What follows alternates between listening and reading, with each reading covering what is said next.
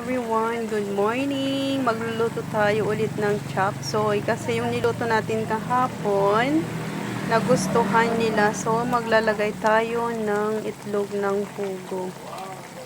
Yes, ganyan ako magluto guys. And then ihalo na natin. Next na natin ang repolyo, so gawin lang natin siyang half cook.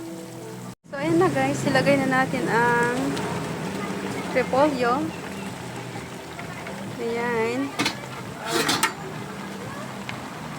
Ayan siya guys.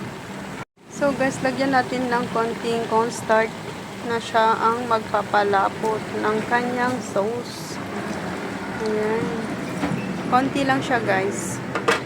Kailangan kasi medyo malapot ang kanyang sabaw. Ayan, so ihalo na natin.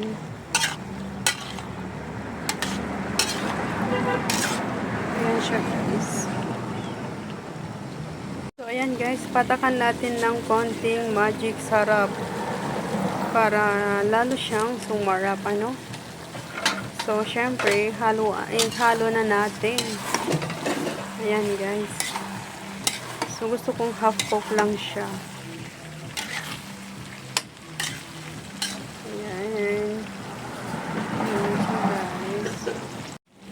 Ayan guys, ang sarap. Ayan.